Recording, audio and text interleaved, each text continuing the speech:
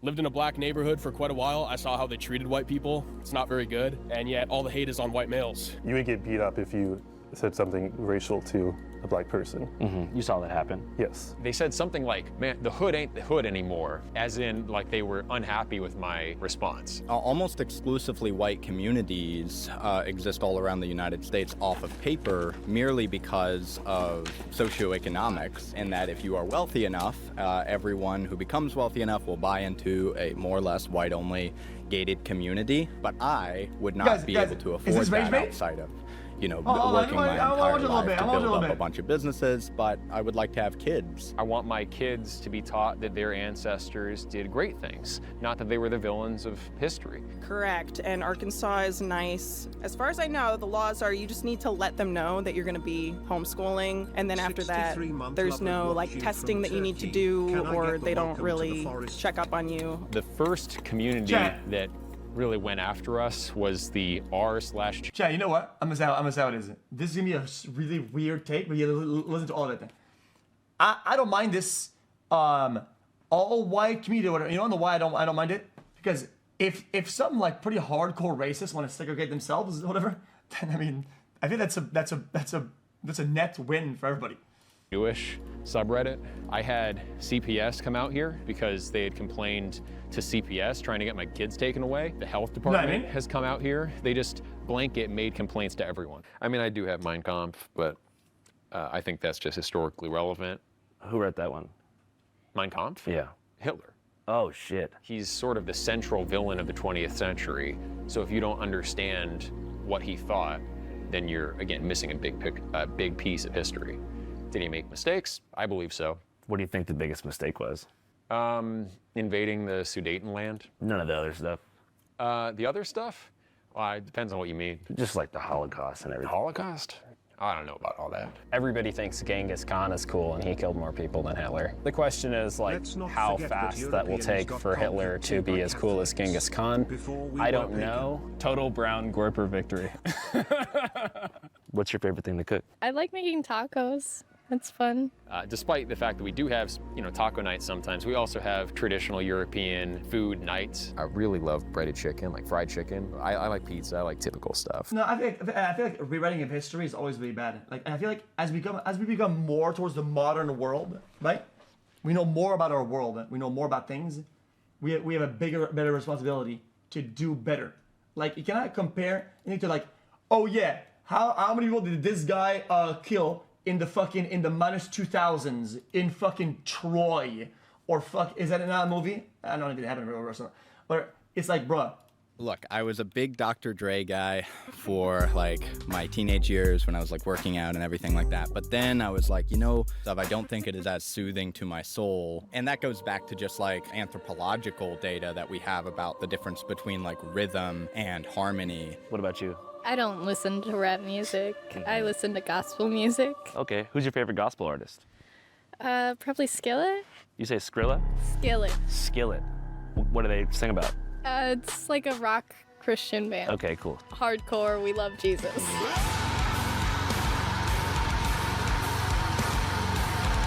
Can Greeks live here? They're European. How about Central Asian Caucasians? They're not European.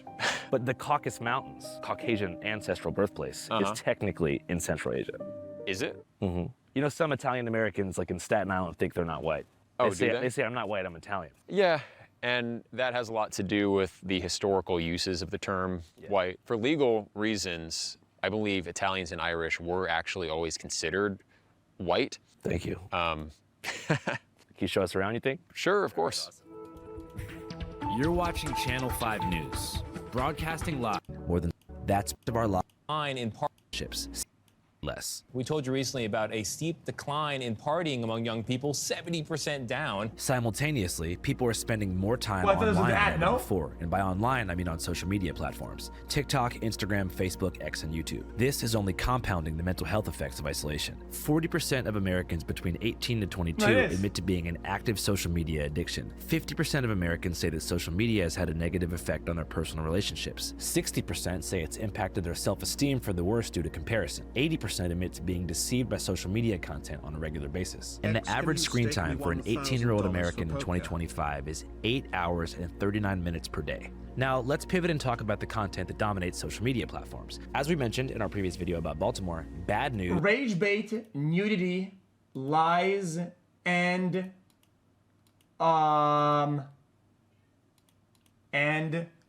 hate.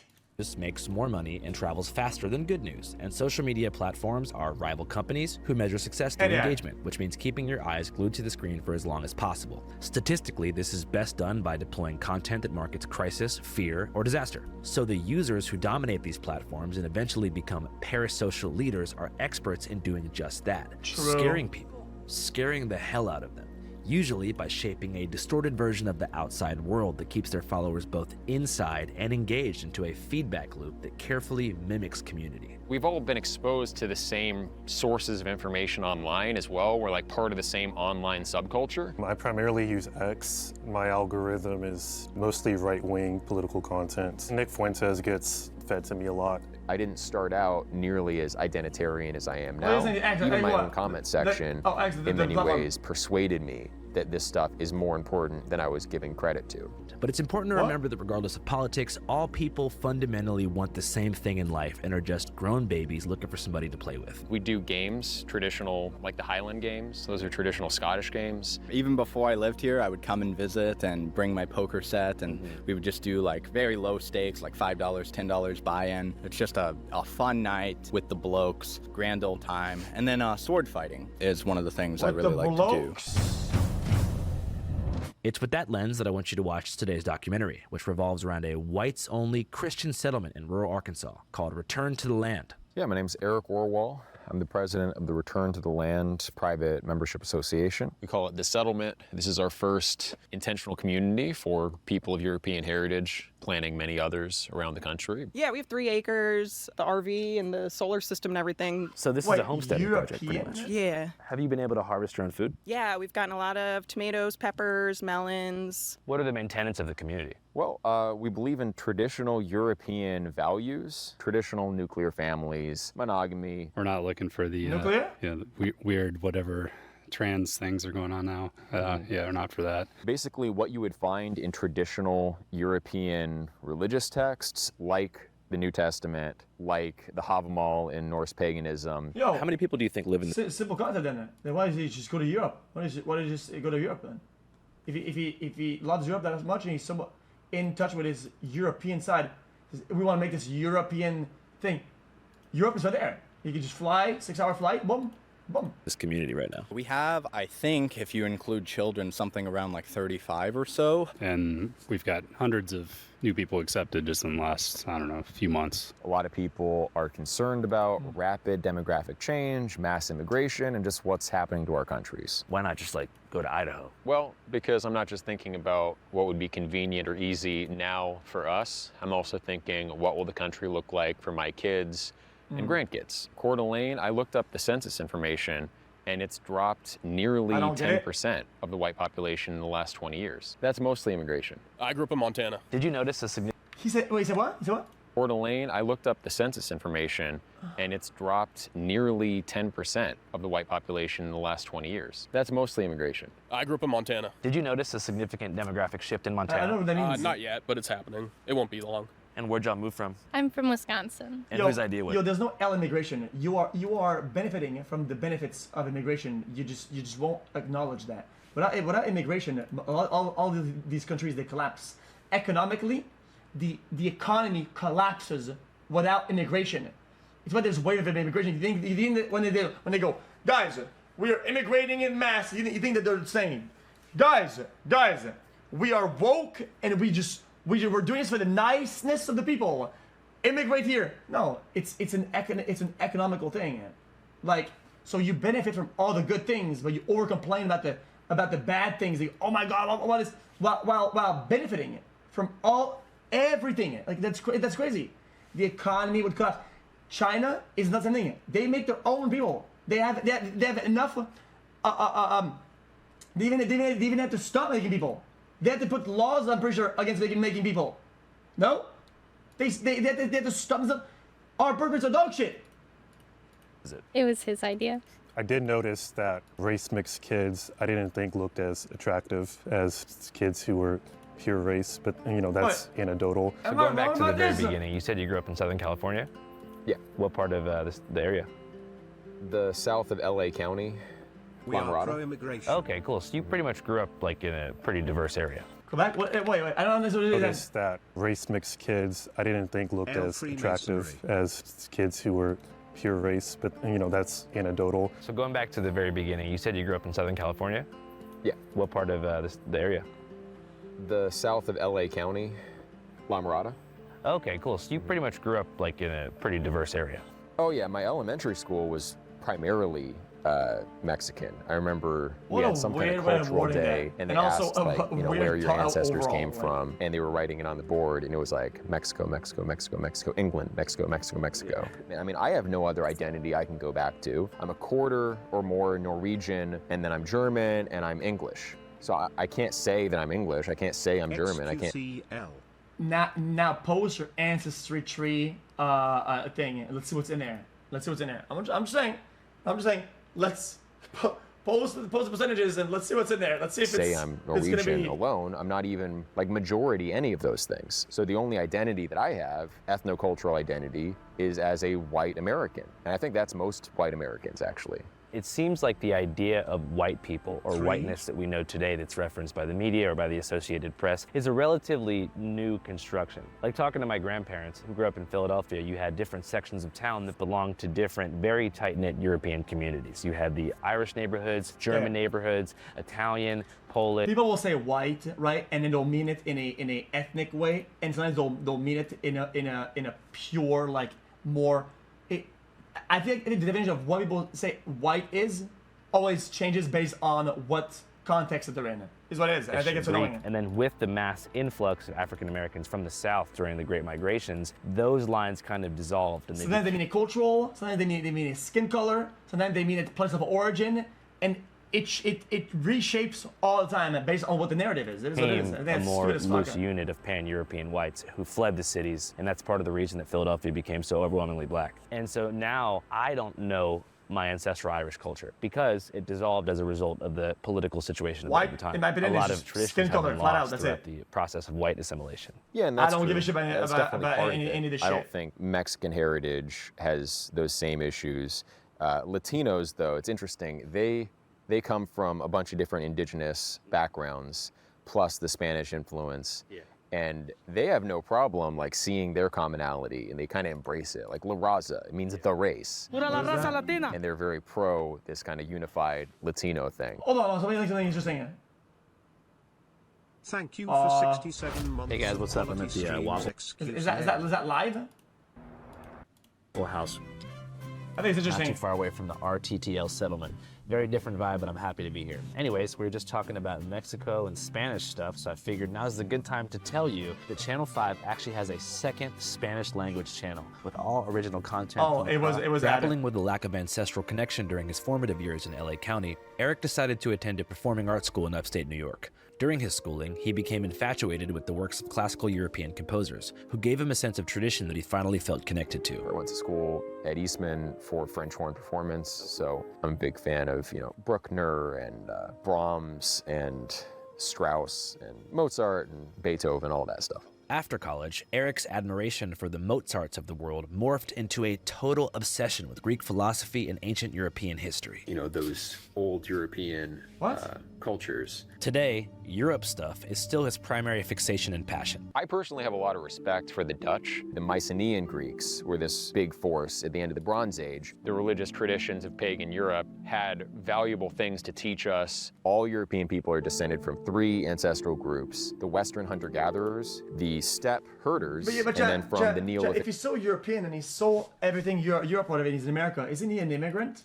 Farmers who came from Anatolia around 9000 BC, initially into Greece, and then spreading everywhere else. As a Neoplatonist, I kind of agree with Iamblichus. I like Atlantis research. That's another hobby. You think Atlantis was a real place? 100%. And they were also in Western Europe at various times. Well, I thought you didn't like that. I'm not French. These interests ultimately led Eric into a career in philosophical content creation, beginning with his first videos over 13 years ago. The term philosophy was first coined by Pythagoras. What we might call pleasure and pain, I think more neutrally and generally could be termed positive and negative subjective value. We can talk about that level of egotism as being a kind in its own right. Gradually, from 2016 on, these videos became more politicized, focusing a bit less on Plato and metaphysics and more on a shadowy global elite who uses mind control on the unawoken masses. We can sacrifice, racial purity at a national level if we get cultural and racial integrity at the local level. It's this kind of content that caught the eye of most current RTTL settlers. What? I believe I came across Eric's X account. He has like kind of a philosophy channel on YouTube and X. So I found him through philosophical content. I teach courses on Plato and Aristotle online. Through that, heard about Return to the Land. Plato. Became interested. Oh, Plato. RTTL was initially marketed as a positive, community-based regression to a... I thought it was like an online content creator, like Play-Doh, like the fucking, like the putty. And that was like his nickname, Plato. Pre-industrial society. God, the way a state should be run is in the interest of the people, not a set of corporations, not just the ruling class, not just one man. And if you take the race stuff out of all of this, I mean, living this way does provide a pretty gratifying existence to people who've grown up in either Gen Z or millennial American society, where almost everyone is chronically online and frantically scavenging to pay rent in a limited job market. What are some things that you've built here that you're very proud of? I don't know, I probably built like 30% of that starter home, maybe like 40% of the little cabin over there. Oh yeah. The other cabin over there, I might have built like 40% of that, but Do you feel like labor gives you the most personal gratification as far as your role here? As far as my role here, yes. It's also like a good thing to like keep each other responsible. Like it's very easy, as a teenager, like, oh yeah, I'm gonna get off of school and I'm gonna go home and like play video games and, do whatever else you do as a teenage boy in your bedroom for like 4 hours and then like before you know it, the day's gone, Yeah. Whereas here, if me and Jonathan, we're like being unproductive or whatever, we can kind of kick each other in the ass and be like, hey, like, I have just interrupted what's going on? What's your favorite thing to do around here? I like to cook. I've cooked for the guys that work here. I don't really have hobbies or anything. She cooks a killer steak. I like being appreciated for my cooking. No hobbies. Almost everyone here at the land, I think, worked on this. You proud of it? Well, it was our first build, so most guys don't have any experience and we're just learning from YouTube. So YouTube taught you to build a house? Yeah, essentially. We bought it like raw, undeveloped land, so that's been exciting. What's the thing out here that you're most proud of in this homestead project so far? Probably the garden. I feel like David put might a lot of look at work his fulfillment. into just It's getting hard this to tell. ready for How would you us know? to be here. So I believe that polities should be small in scale to the point where you could conceivably know everyone in the community. I think there should be a diverse set of communities for people to choose from, like the Greek city-states. If you didn't like how Corinth was governed, well, you could move to Athens. Building from the intellectual framework that Eric has created, race seems to almost arise as an unnecessary This guy would love trailer parks, then. He would love that. He goes to a trailer park, small little spots, everybody knows each other. This guy just needs to find a nice trailer park. flashpoint for a group of people in a virtually all-white area who are primarily concerned with their homesteading project. Yet still, it's brought up constantly. I hate to be that guy, but like I've had a lot of black friends. Okay, top 5 black people. Tommy Sotomayor, Louis Farrakhan, let me think, the Hodge twins, and Jesse Lee Peterson. Black Lives Matter is a far-left, liberal, radical, agitative organization founded by a bunch of black lesbians and homosexuals. And Mr. Peterson, I suggest you get... Okay, well, like one of my best friends ever used to be Puerto Rican. He was a lot of fun, but it's sort of like, you have these big ethnic blocks that are like boulders, right? And you can build a bridge across and like, meet in the middle and be friends with someone from another ethnic group, of course, right? But it's very unstable. It doesn't last. What happened with your Puerto Rican friend? Oh, nothing. He just moved away. He moved back to Puerto Rico. Barack Obama, KSI, Kanye West, Martin Luther King, and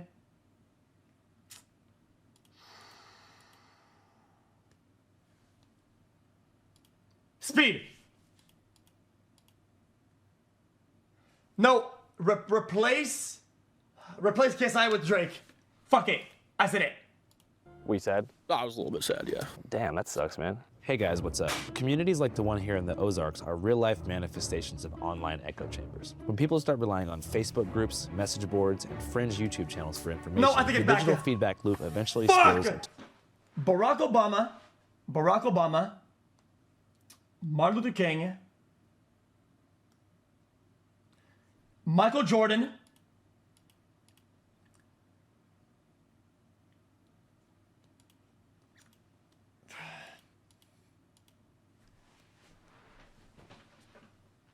Tiger Woods, Michael Jackson. To the real world. Beliefs get reinforced, outsiders get villainized, and an entire town can start to mirror the same closed-circuit worldview you normally only see online. So naturally, before we put boots on the ground and go inside, we get informed. Michael Jackson was black. He had a skin condition. Okay? Shut up. Using what you might ask? Ground news. Ground news is a dope left and here. Get it for yourself. I really believe in what these guys are doing, and I encourage you to check it out. Ground news. All right, back to the Ozarks. My name is Jonathan Malorn. This is Josephine Moore, and we live on the land here at RTTL. Have you guys had any kids yet? No, we're not married yet. Oh, you guys are dating? No, it wasn't done. He didn't do it deliberately. He had a skin condition that made his skin kind of, I think, turn or change, and he did things that deliberately at the end, just to fully get it over with or whatever, right? So that it would be like complete of what it was gonna be. It's not deliberately from the get-go, dumbass. Like, what are you talking about? Yes. Courting. What's courting? Courting is just like dating with more steps. Essentially, we have to be like verified by our supervisors and guardians, people we look up to and respect. What? And they both monitor our relationship and help to advise whether or not we are good for each other. If they decide we are good for each other, then they walk us along and help us to pursue the relationship that would, end in the best outcome, which would be getting married. Okay, and then when the hottest girl comes along, is it, nah, this is not a fit. Nope, bad fit. And then they keep the hottest ones for themselves. And then, come on, bro. And having as many children as possible. For Jonathan, who grew up in a Mennonite colony until he was 6, exiting standard society and courting his future wife in isolation is the only viable option for long-term success in today's dating culture. What is right with the dating culture? Every woman on the internet is more or less advertising herself as sexually accessible. And so if that's what you want to do as a bloke and throw your soul away for a quick goon, it's great dating culture for that. The problem with that is, and we see this demographically and statistically, the birth rate is going down exactly because of the over-accessibility of sex. The marketplace value of sex and monogamy as a whole. Yeah, this guy's just very bottom 1% IQ. He's bottom 1%. It has nothing to do with it. Even if this was a contributing factor, right?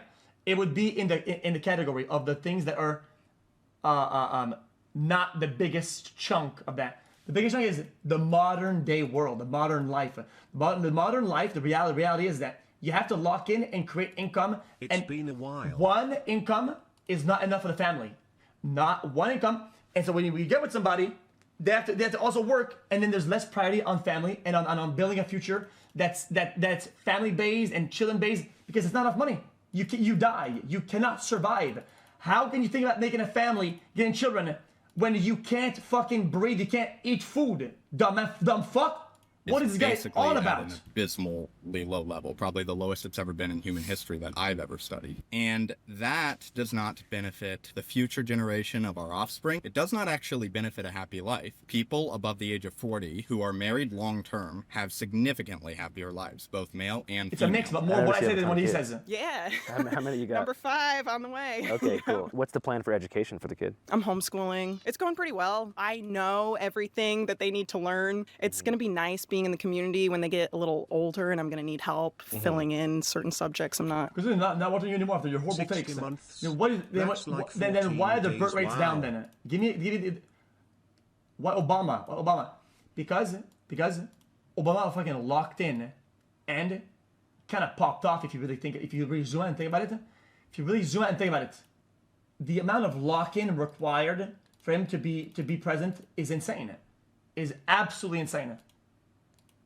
Comfortable with. That's another reason I'm glad to have the community, because I don't necessarily want to sift through every piece of history to know what's acceptable to teach the kids or not. And that does a lot the for guys black people in general. I'm not overwhelmed by the evidence for the exact official narrative, like it was precisely 6 million. You know, there's Black Wall Street. Back in the era of segregation, there are examples of prosperous black communities. Black Wall Street. Last one. Down. Imagine thinking about the idea. Think about the idea, right?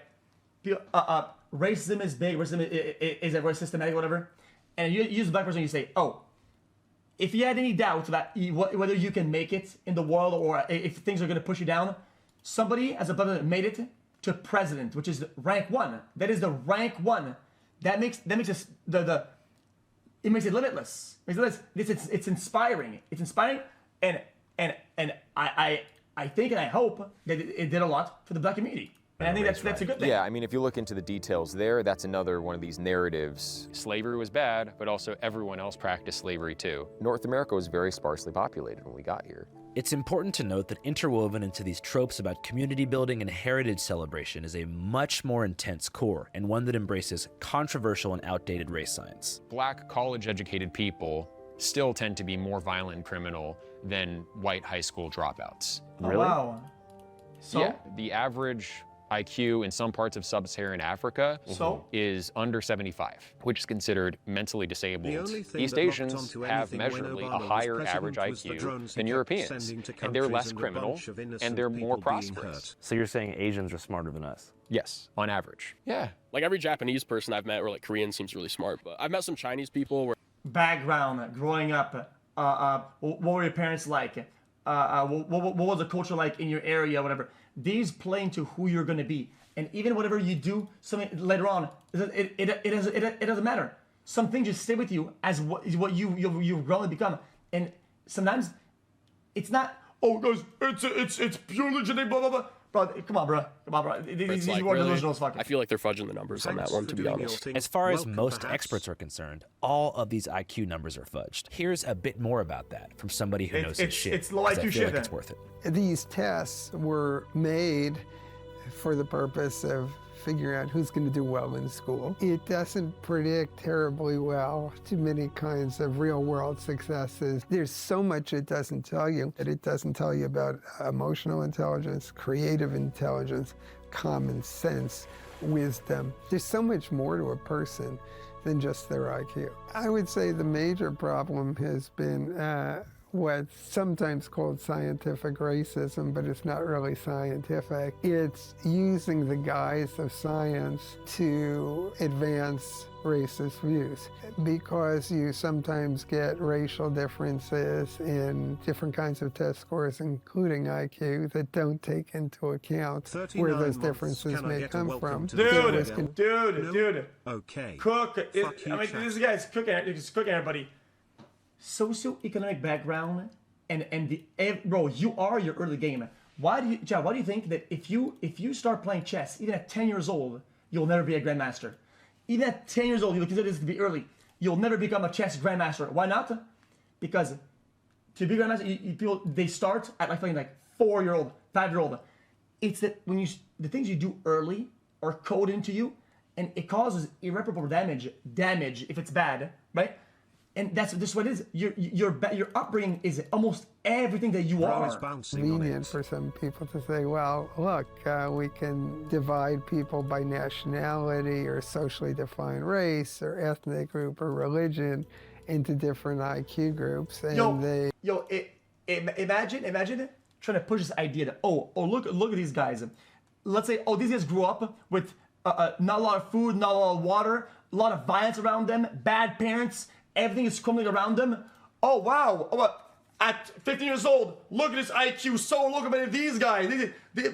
Bro, that's fucking diabolical. What a stupid what a dumbass brain dead thinking process that is. They probably believe themselves that it told you something, but it didn't tell you what they thought it told you. People with high IQs are often better at convincing themselves of whatever they want. So in other words, they use their IQ for self-justification. They're better at justifying whatever they want to believe. So if they have an ideology, they may have a very weird ideology, but they'll find ways to defend it even if it's not factually accurate.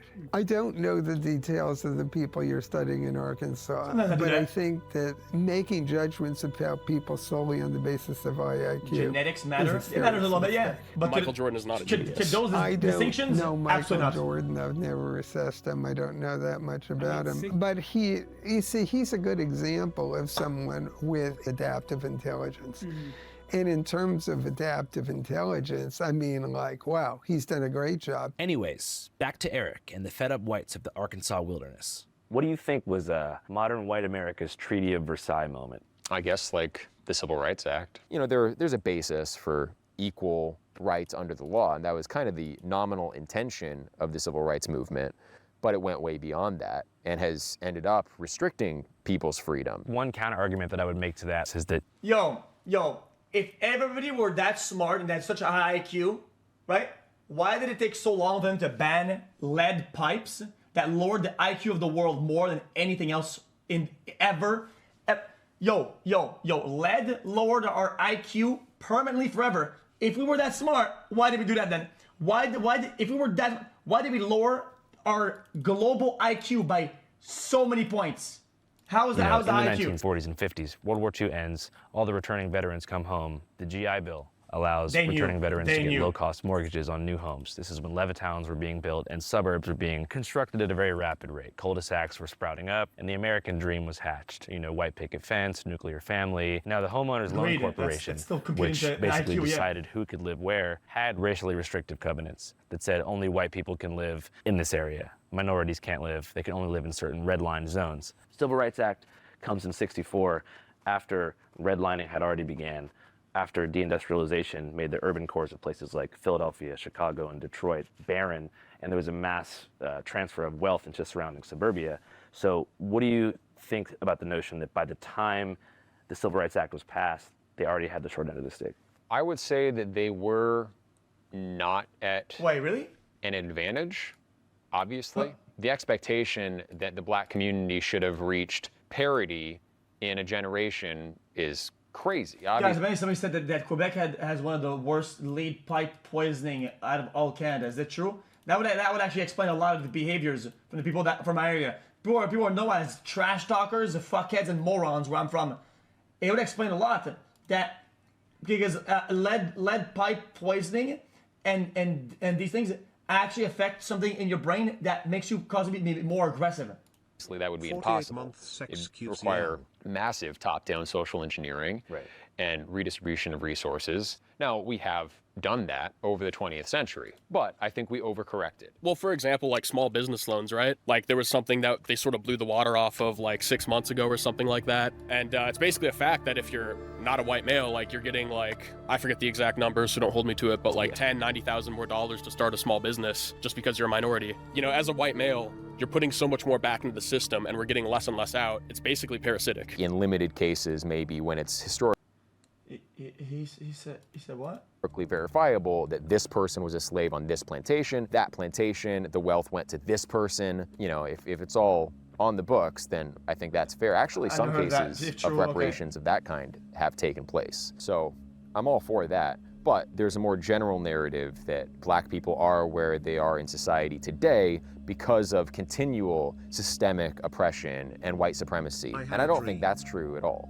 Do you think there's any solution in America politically that could lead to a reduction in homicides in a place like Baltimore? I think the options are remigration or death penalty.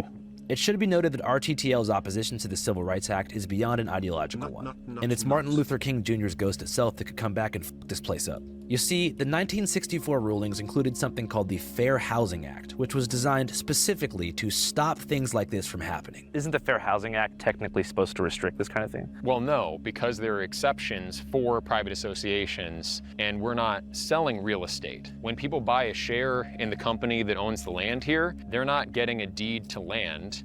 They're getting the right to homestead in our community. All the initial LLC members, they paid the real estate company directly through the escrow agent. Unlike a residential development, which is owned by a real estate company that must follow fair housing guidelines, RTTL is an LLC, a limited liability corporation, technically operating on a commercial property that was once owned and zoned by a logging company. So the settlers there are actually partners in the company who must apply with the board to be shareholders. So you basically buy stock in a company, and then that in turn gives you usage rights for the land. Right, shares in a private company. And company boards can refuse the sale of shares to whoever they want. They're not explicitly legally required to give a reason why. You see what they did? I mean, obviously, European heritage is very important to us, and you'd be surprised, really, by the number of people that, despite knowing that, They'll get through the interview. I've asked them about their ethnic background, and then they mention, oh yeah, but I have a Colombian wife. It's like that kind of thing. It's kind of contrary to our values as an association. What if the Colombian wife is like 100% Spanish blooded? Well, then it's probably fine. How much did that first share cost? About $6K. It's pretty low. I think that was for about like 3% share in the LLC. How much do you think it cost you overall to get to this current point? Oh, not too much compared to like a normal house. And how close do you feel like you are to true self-sufficiency where you wouldn't technically have to leave? Pretty far away from that. It's a good goal. This is our first year really here, so let's just like adding one piece at a time. You could build a small cabin or have a building delivered for $5,000 to $10,000. So that plus the cost of the share itself, you could really reasonably get started with about $50,000. You could hear a pin drop from like a mile away. These roads, or do you kind of like the rugged Appalachian feel? No, I mean, one day if we could pave all these roads, it would be awesome.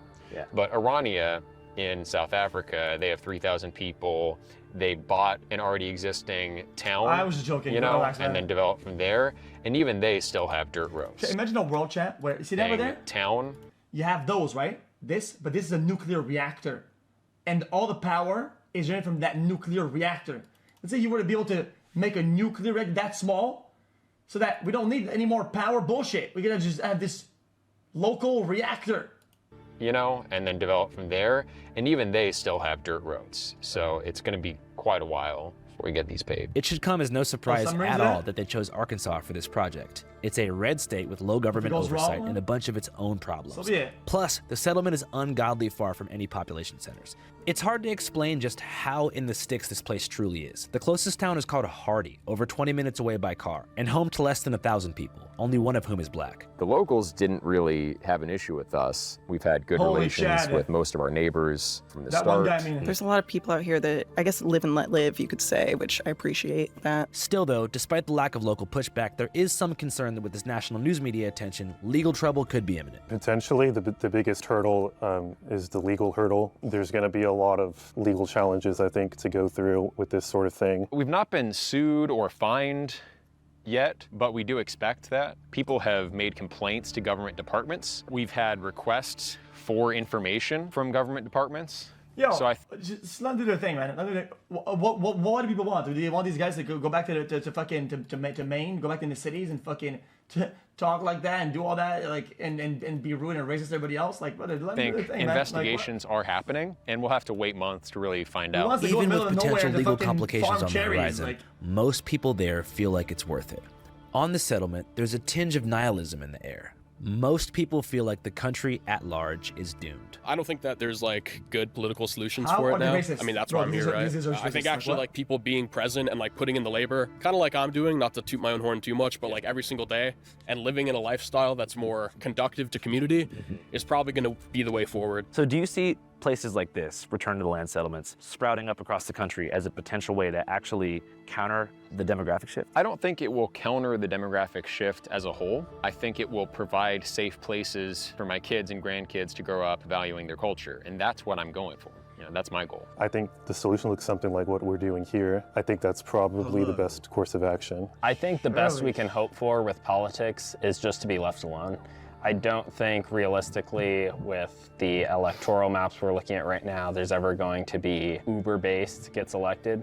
Nick Fuentes actually could probably do a pivot which I think he's already kind of doing, where he focuses less on the race question, more on Israel, and gets a broader coalition for electoral politics, so it's possible. Man, the delusion runs deep. I don't think it's going to be like the next Führer or anything. And right now there are several communities being organized. One of the things I've been up to lately is getting ready to go to all those sites where there are groups of people who want to do this and help them get organized, help them, decide who their board of managers will be for their companies that'll own their land. So yeah. I left the settlement confused guys, under that same pretext, that's how you see statistics, that's how you think about change and influence, then you would say that fucking Hassan owns the fucking world for the liberals in the left. Like, if you just compare just sheer size, sheer analytics, then Hassan is the president then. Like, No, that doesn't make any sense at all. Honestly, a bit sad. I mean, I know there's been problems and stuff, but it felt like shit was kind of all good not that long ago. Well, the fact that people nowadays will go to such lengths to feel seen and heard is a symptom of a far greater social ill than meets the naked eye through this video. The American experiment is beginning to crack in new ways, and armies of the confused are shaping and writing the narrative. If I live a long and healthy life, I truly wonder how things will look when I'm 80 years old, and if I'll be equipped to explain to the youth of the future where and how we went wrong, or if we were ever right in the first place. I guess time will tell. Channel 5 Live worldwide, Hollywood and Vine. Fuck the authority, Channel 5 News. Channel 55. We don't fuck with custers. And 5 is the best number. That was interesting. Anyway.